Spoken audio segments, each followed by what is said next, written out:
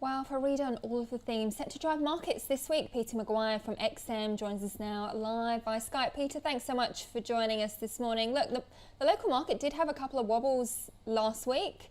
What can we expect from this week? What's in the data docket and what's going to drive them?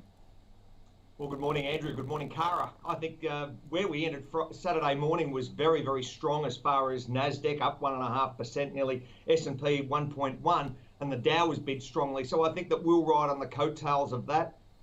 Some good news coming out this week. We've got big earnings reports as far as US, the big names, the Teslas, Alphabets, Amazons, Apple, Facebook, Microsoft. So I think that that's going to really add a little bit of horsepower. And yeah, I'll still say that by the end of the week, yeah, 70 is an achievable number. All right, yeah, that sounds pretty easy. Shrug of the shoulders there, Pete. Hey, so just as far as the Fed's meeting is concerned, you're not expecting any surprises then, I take it?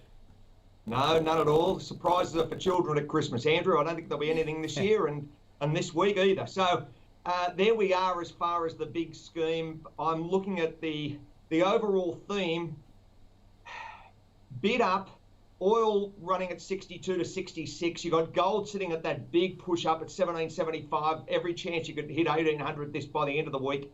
US dollar continues to soften at 90.86. Currencies.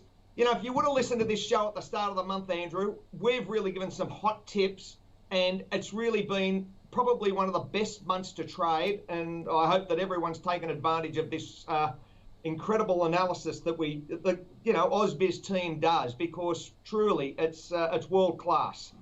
Oh, that's very nice of you to say that, Pete. You're part of that, of course. You're driving that. All right, so give us another one then for this week. If you're looking for volatility, you're looking at those currency markets. What pair are you going to be wanting to trade?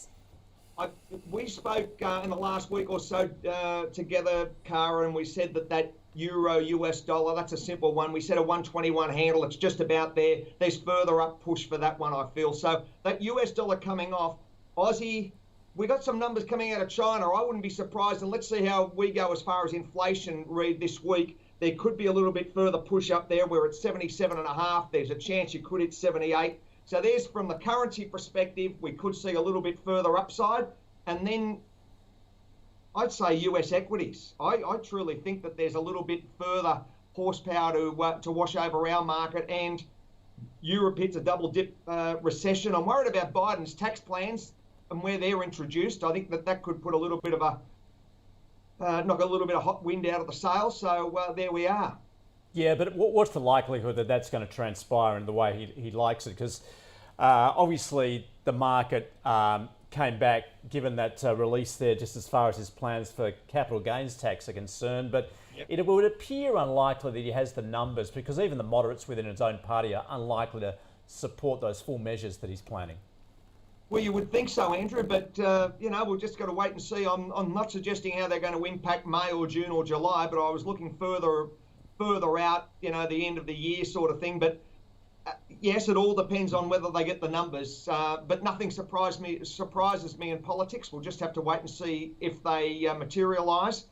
So that's the only thing that I see this week as a little bit of a handbrake. But overall, it's very, very positive. Have a look what the S&P's done in the last 6 months.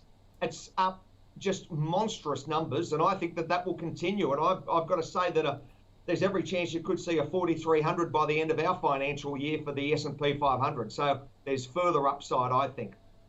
Pete, just before you go, let's chat Japan. Of course, dollar yen cross just below 108 at the moment. Yep. We did have some CPI numbers out last Friday. They came in as expected. Basically, Japan just doesn't have inflation. It's the way it's always been. But I mean, what's your outlook for that economy?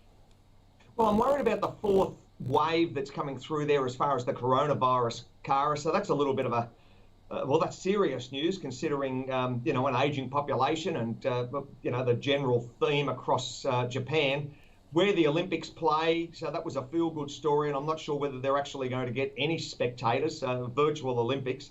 And I'm just sitting on my hands on that one. I still think that the yen has got a little bit further upside, naturally US dollar sell-off. So that's been a glory trade, and let's see if it continues over the next matter of a week or two.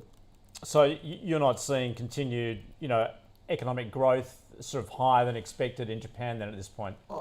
Well, Andrew, it's been very strong. I mean, Japan's going very, very well. Great exports, and they're a technology-driven economy.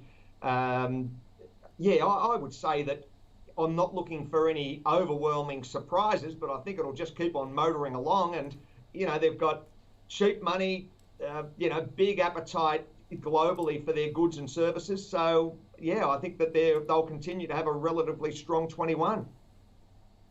Pete, thanks so much for joining us this morning from XM. Always great to chat. Cheers, guys. Bye.